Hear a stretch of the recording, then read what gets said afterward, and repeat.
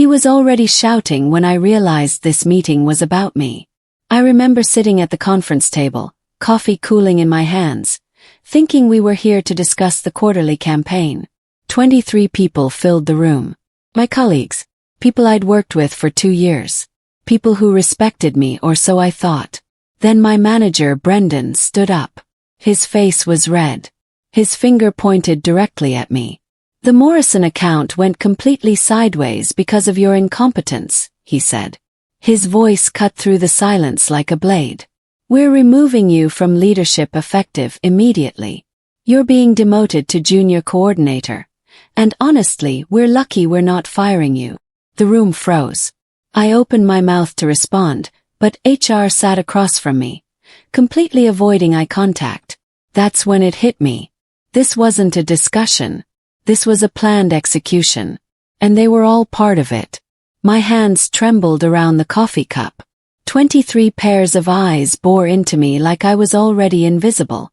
Brendan smiled, actually smiled, as he sat back down. "Let's move on," he said casually. "Next item on the agenda." I couldn't move. Couldn't speak. Couldn't breathe. This was the moment everything changed. 2 weeks earlier, I was carrying my department on my shoulders. Not metaphorically. Actually carrying it. I was the systems architect at Meridian Digital, a mid-size marketing firm in downtown Portland. My job was to keep all our internal systems running smoothly. But what nobody realized was that I'd become so much more than that. I was the glue holding everything together. Every morning at 5 a.m. before anyone arrived, I'd run diagnostics on our databases. I fixed broken connections between the marketing software and our accounting system. I built custom workflows that saved the company thousands of hours each quarter. I trained new employees on systems that nobody else understood. I stayed until 8 p.m. most nights solving problems that didn't appear in my job description. But I didn't mind. Paycheck was good. Really good. Good enough to cover my mom's medical bills. Good enough to save for the house I'd always wanted. Good enough to feel like I was finally getting somewhere. Then, 6 weeks before that public humiliation, Brendan called me into his office. He was wearing his friendly manager face, the one he used when he wanted something. "You're doing incredible work," he said, leaning back in his chair. "I've been watching you closely. Very closely." My stomach tightened. Something felt off. "I'm thinking about promoting you to senior systems lead," he continued. "Major responsibility bump. Significant raise.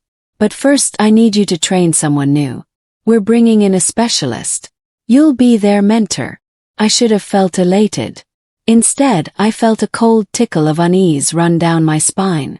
The new hire was named Kenneth. Quiet guy. Dark. A little too eager to learn everything I did in record time. Within the first week, Brendan started reassigning my projects to Kenneth. "Just to help him understand the scope," Brendan said. Then he moved my deadlines without telling me. Then errors started appearing in reports I had submitted. Reports I knew were perfect when I handed them over. I checked the files and see changes made after my submission. Someone was deliberately sabotaging my work. On day 9, I found a calendar invite on my computer. It was from Brendan to Kenneth. The description read, "Project Timeline Adjustment Meeting, exclude from invite." My name was circled in red on the meeting notes attached to the email. I read that red circle 3 times. They were planning something. And I was the target. That night I called my sister. She works in HR at another company, so I trusted her judgment. I told her everything. The promotion promise, the new hire, the reassigned projects, the sabotage. "Stay quiet," she said immediately. "Don't confront him. Don't react. Just watch. Gather proof. This smells like a setup." She was right. I could feel it in my bones. 3 days later, Brendan cornered me near the elevators on the 4th floor. His expression was different now. Colder. Like a mask had slipped. "I'm going to give you some friendly advice," he said, stepping close enough that I could smell his cologne. "Keep your head down. Don't ask questions about the projects Kenneth is handling. Don't reach out to anyone above me about what's happening. And definitely don't go to HR. Why would I started. Because if you do, he interrupted, I'll make sure everyone knows you're the reason your mom can't afford her treatment. I'll tell them you've been stealing company data. I'll destroy you so thoroughly that no one in this industry will touch you again. My blood went cold. He leaned back, satisfied with my silence. We're clear. He nodded. I was too shocked to do anything else. He smiled and walked away, whistling. That was the moment I stopped reacting. That was the moment I became a statue, calm on the outside, recording everything on the inside. I wasn't angry anymore. I was calculating. That evening, I sat at my kitchen table with my laptop open. No wine. No distraction. Just me and the files. I opened my document repository and started checking file histories. Every single project I'd submitted in the past month. I cross-referenced creation dates, modification dates, and most importantly, I checked who made the changes. Kenneth's name appeared in the metadata of every sabotaged file. But here's what made my hands shake. His edits were approved before submission. There were digital signatures on the approval chain. Signatures I recognized. They belonged to Brendan. He wasn't just letting Kenneth sabotage my work. He was authorizing it. I saved copies of everything to an external drive. Then I encrypted it. Then I hid it in my apartment wall, literally behind a loose panel in my bedroom closet. This wasn't just workplace drama anymore. This was criminal fraud. Deliberate sabotage. A coordinated conspiracy to make me look incompetent. And I had proof. For the next 2 weeks, I became someone different at work. Smiled. I was polite. I asked Kenneth helpful questions even though his solutions were half-baked. I took detailed notes when Brendan blamed me for Kenneth's mistakes in meetings. I became a ghost collecting evidence. Brendan grew bolder with each passing day. He wasn't even trying to hide it anymore. He'd openly joke about my learning curve in front of executives. He'd roll his eyes when I submitted work. He'd interrupt me in meetings to correct things I'd never said. But here's what he didn't realize. The executives were starting to notice. I'd catch them exchanging glances. I'd see their eyebrows raise when Brendan made particularly harsh comments. They were starting to wonder if maybe, just maybe, something wasn't quite right with how he was treating me. He didn't see it coming because he was too drunk on power. Then came the Morrison account. The one that would become my rope, or Brendan's noose. I built a comprehensive database system for the Morrison campaign. It was beautiful work. Integrated data from 5 different platforms. Automated reporting, real-time tracking. I spent 60 hours on that project. It was flawless. Kenneth presented it in a meeting as his own work. I said nothing. Took notes. 3 days later the system crashed. Morrison's campaign data was corrupted. Millions of dollars in advertising spend suddenly invisible. The client was furious. Brendan was in crisis mode. In a panic meeting he blamed me. Said I'd built a faulty system. Said Kenneth had caught my mistakes just in time. The metadata shows different, I said quietly.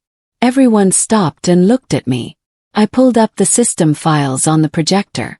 I showed them the creation timestamps. I showed them the modification logs. I pointed to Kenneth's name on every single change made after my initial submission. These edits happened 24 hours after I submitted the final version, I explained calmly. They destabilized the entire architecture. The room fell silent. Brendan's face turned white. Mom called that night. Her medical bills had increased. The new medication wasn't covered by insurance.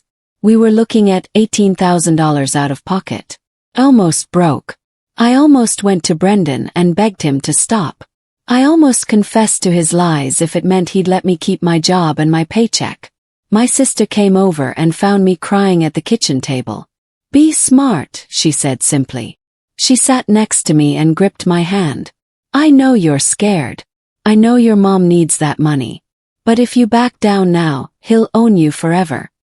He'll keep squeezing you until there's nothing left. Be smart. Be patient. She was right. Running toward him wouldn't solve anything. It would only extend the suffering.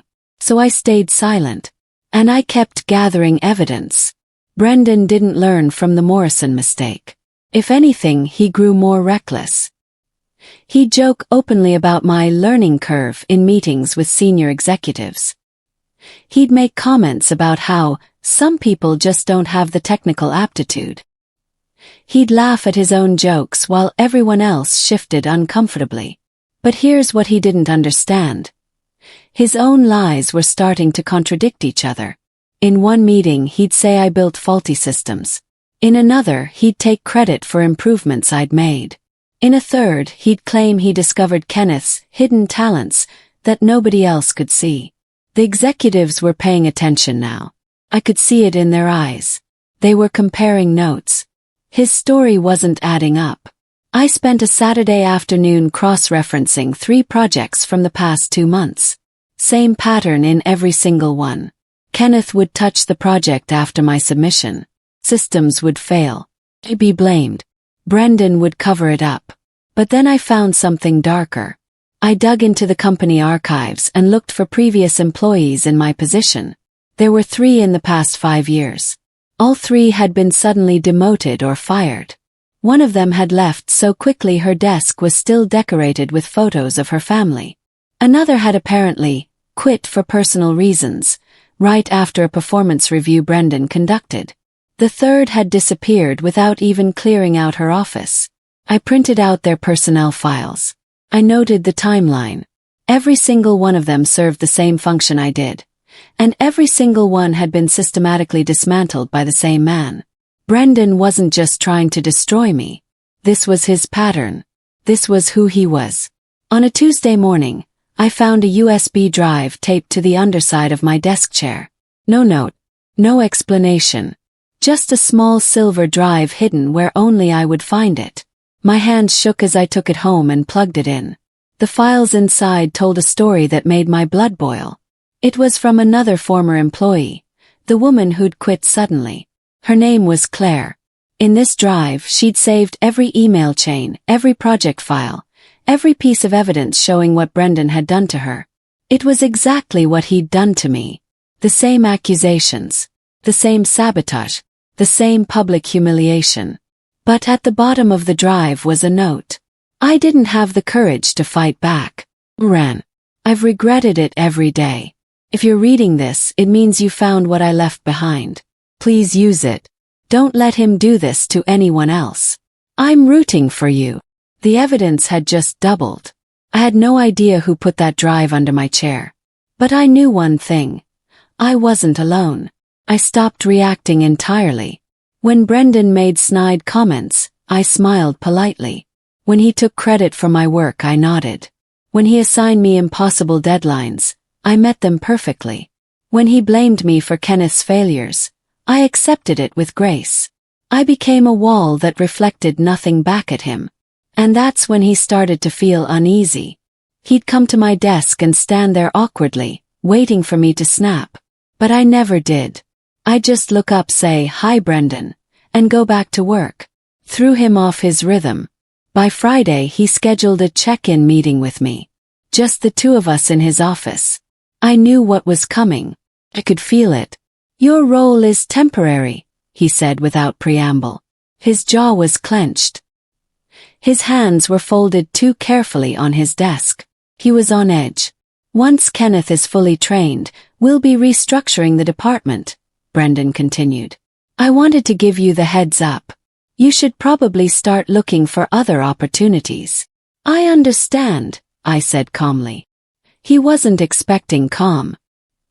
He was expecting panic or anger or desperation. When I gave him none of those things, he grew frustrated. "Look," he said, leaning forward. "I know you're struggling with the technical requirements of this role. Kenneth is just naturally gifted in ways that some people aren't. There's no shame in recognizing your limitations." Then he made his mistake. "Besides," he added, his voice taking on a bragging tone, "I've already discussed with HR what we'll be doing in September. They're completely on board with the restructuring. I've got everything covered." September. He'd said September. The demotion had been announced on June 15th. That meant he'd been planning this since at least March. Since before he ever promised me the promotion. And he knew HR's response in advance. I noted the timestamp of our conversation in my phone. 2:47 p.m. on a Friday. That detail would matter later. 2 days later, I heard whispers in the break room. Finance was beginning a systems audit. Something about irregular approvals in the past quarter. Brendan's face went gray when he heard the news. He called an all-hands meeting and did exactly what I expected. He blamed me preemptively. He said that some employees had been making unauthorized changes to approval protocols, and that he was unfortunately discovering this had compromised our system's integrity. He was laying the groundwork to pin the audit findings on me. But he didn't know that I'd already saved everything. I still had all his digital signatures, all the metadata, all the proof that he, not I, had authorized the fraudulent changes. Waited. The next morning I received an email from Priya Patel, Senior VP of Operations. She was requesting detailed documentation of all systems changes and approvals from the past 3 months. Please provide a complete audit trail, she wrote. I need to understand how these irregular approvals occurred and who authorized them. My heart was pounding. This was it. This was the moment. But I didn't respond immediately. I forwarded the email to my personal account. I organized all my evidence into labeled folders. I created a timeline document with dates, signatures, and explanations. I had everything she needed to understand exactly what happened. But I waited one more day. I wanted Brendan to sweat a little longer. That evening I watched Brendan rewrite narratives in real time. He sent an email to Priya claiming that the systems issues stemmed from insufficient oversight and that Kenneth had actually caught the problems before they became critical. He copied me on the email, probably to intimidate me into staying quiet. The problem was that his story contradicted what he'd told her just 2 days earlier. Then he sent another email, this one only to me, asking me to confirm his version of events in writing. He was trying to get me to co-sign his lie. I didn't respond. The next morning I was unexpectedly copied on an email chain between Brendan and Priya. She was asking pointed questions about why his explanations didn't match the system logs. Brendan's emails back to her were panicking. He was making excuses. He was blaming Kenneth. He was contradicting himself again. Priya wasn't buying it. Then Brendan made an error that couldn't be explained away. He submitted a financial report to the executive team showing that Kenneth had recovered a faulty system and saved the company $200,000 in potential losses. He was positioning Kenneth for a promotion. But I had the original recovery timeline. Kenneth hadn't done any recovery. I had. And I'd done it 3 days before Kenneth even touched the project. Brendan had falsified not just the dates. He'd fabricated an entire achievement. Priya noticed. She called an emergency meeting and asked for the complete project history. Everyone was in that room. CO, CFO, Brendan, Kenneth, me. Brendan's leg was bouncing under the table. His hands weren't still. He was unraveling in real time.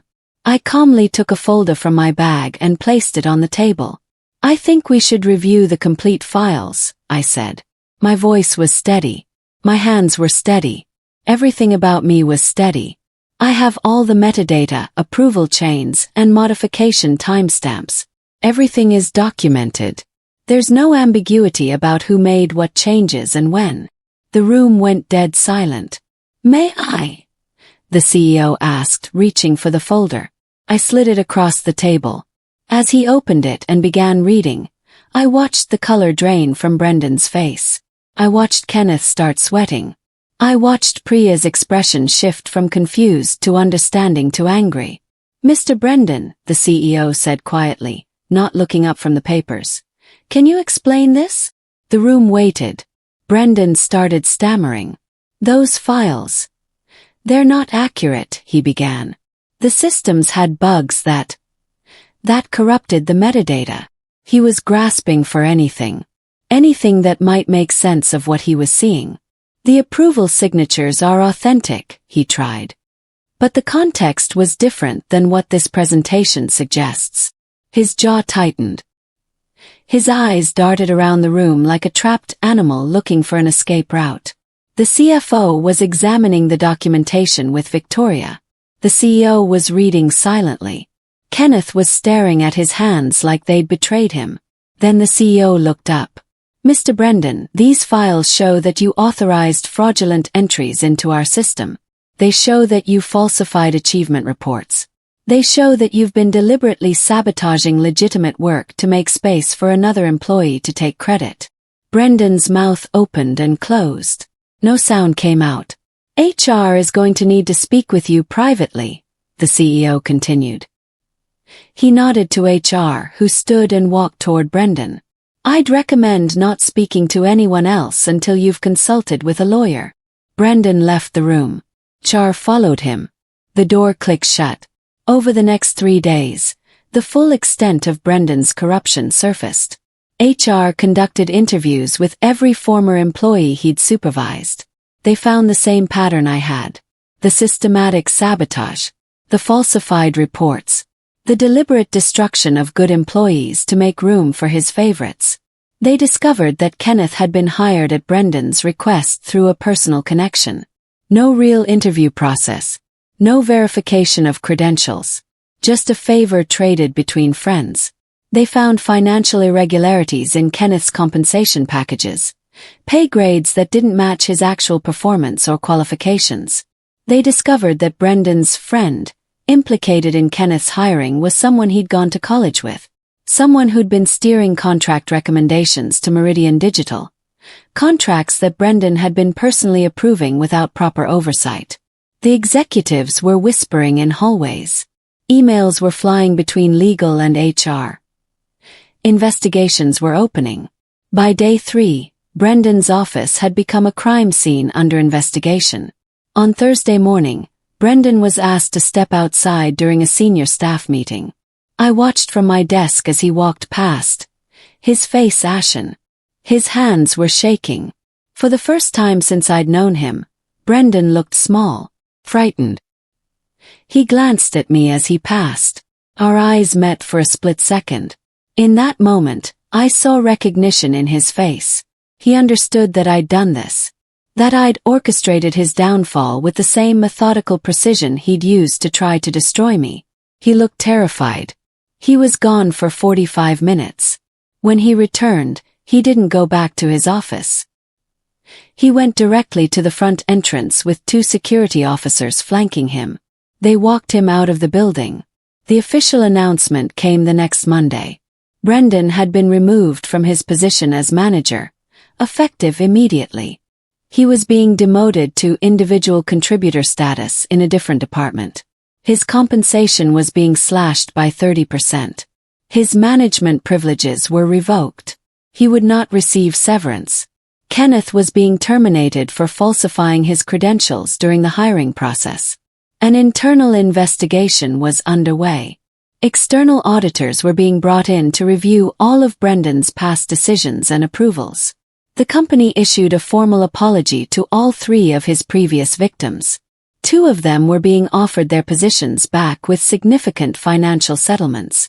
One by one, dominoes had fallen. And the entire office now understood. I was the one who'd pushed the first one. Brendan never apologized. He never reached out. He never tried to contact me in any way. He was moved to a cubicle on a different floor where he had no supervisory responsibilities. He wasn't invited to meetings. He wasn't included in communications. He was invisible, the exact same way he tried to make me invisible. But watching his descent, I didn't feel the satisfaction I'd expected. Instead, I felt something more complex. Felt relief. I felt vindicated. But I also felt the weight of what I'd done settling on my shoulders like a heavy coat. My coworkers started treating me differently almost immediately. Some looked at me with newfound respect. Others kept their distance, perhaps wondering if I could do to them what I'd done to Brendan. The office had fundamentally shifted around me. Claire, the former employee who'd left the USB drive, reached out through a private email. "Thank you," she wrote simply. "I'm starting a new job next week. But I wanted you to know that what you did gave me the courage to reapply here. They offered me back my old position with a promotion. I'm taking it. You changed my life." I read that email 5 times. That was the moment I understood. This wasn't just about me anymore. This was about reclaiming spaces that had been stolen from good people. Then came the invitation. From the CEO's office. "We'd like to discuss your future at Meridian Digital," the email said. "Please come prepared to discuss your role, compensation, and career development. Additionally, we'd like to explore a special project, systems integrity oversight across all departments to prevent situations like this from occurring again." This wasn't just about promotion. It was about trust. They were asking me to rebuild the systems, both technological and human, that Brendan had corrupted. I had a choice to make. Stay and accept what came next. Or leave and find something better. I thought about it for 2 days. Called my mom. Called my sister. I sat on my apartment balcony and watched the sunset over Portland's skyline, thinking about what mattered most. Leaving would mean freedom. It would mean starting fresh somewhere with no baggage, no ghosts of what I'd survived. But staying would mean something different. It would mean transforming the place where I'd been broken. It would mean making sure that what happened to me, Claire, and the others could never happen to anyone else at Meridian Digital again. It would mean building something instead of just escaping. I accepted my position back. Not as systems architect, as senior systems director. My salary increased by 40%. My team size doubled. I now oversaw 5 direct reports. I was given autonomy over all critical systems and architectural decisions. I reported directly to the CEO. But more importantly, I was handed authority to implement what I called the Integrity Protocol. It was a comprehensive system of checks and balances designed to make it impossible for any manager to manipulate project files, falsify approvals, or sabotage employees without leaving an audit trail. I built transparency into every process. Every change was logged. Every approval was verified independently. Every project file was time-stamped with multiple witnesses. It was technically foolproof. My reputation was quietly restored. People started coming to me for advice. Executives started asking my opinion in meetings. Teams that had formerly treated me with skepticism now treated me with respect. But what surprised me most was how other employees began reaching out. People who had worked under previous managers started coming forward with their own stories of mistreatment. Some had experienced what I had: the sabotage, the public humiliation, the systematic destruction of their work. We created an employee advocacy program. I became its unofficial leader. We developed training for managers on ethical leadership. We established a direct reporting line to the CEO for anyone who felt they were being unfairly treated by their supervisor. Within 6 months, the entire company culture had shifted. People were talking openly. Problems were being addressed before they spiraled. The fear that had once permeated the hallways was being replaced by something healthier. I walked past Brendan's cubicle every morning on my way to the elevator that took me to the executive floor. He was still there, working in data entry, stripped of all authority. Our eyes would sometimes meet in the hallway. When they did, I never looked away. I never acknowledged him. But I made sure he saw me moving forward. I made sure he watched as I built something meaningful from the wreckage of what he'd tried to destroy. Months passed. Brendan eventually transferred to a completely different company. I heard through office gossip that he'd struggled to find work after his corporate history caught up with him. Apparently, the industry was smaller than he'd thought, and word traveled fast about what he'd done. I felt no satisfaction in hearing that news. By then, I'd moved beyond caring about his fate. 1 year later, I walked into my office on the 23rd floor overlooking the Portland skyline. My team was thriving. My systems were flawless. My career had completely transformed. My mom's medical bills were paid. I'd put a down payment on the house I'd always wanted. One. But here's what I learned. Revenge isn't really about destroying someone else. It's about becoming too valuable to destroy. Real power doesn't scream. It doesn't beg. It doesn't react to every provocation. Real power just waits. It observes, builds, documents. It becomes undeniable. Brendan had thought humiliation would break me. He'd thought a public demotion would destroy my will. He'd thought I'd run or collapse or surrender. Instead, I'd simply become better. Better at my job. Better at my craft. Better at understanding the systems, both technical and human, that hold an organization together. And when the moment came, I'd simply told the truth. That's all it took. Not revenge. Not anger. Not destruction for destruction's sake. Just the truth. Told by someone who'd finally decided to stop being afraid. As I sat at my desk and looked out at the city below, I realized something important. Brendan didn't matter anymore. His demise wasn't my victory.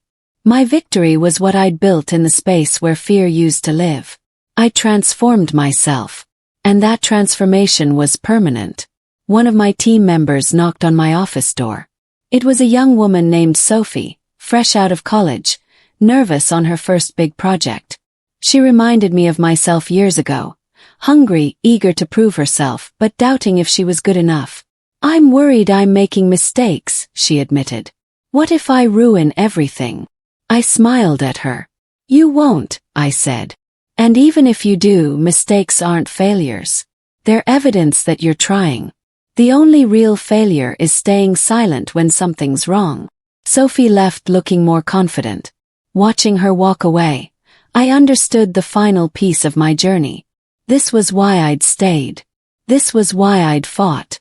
It wasn't about Brendan anymore. It was about making sure the next generation of employees, people like Sophie, would never have to endure what I had. I'd learned the real lesson. Don't fight to tear someone down. Fight to build something that lasts. Everything else is just consequences.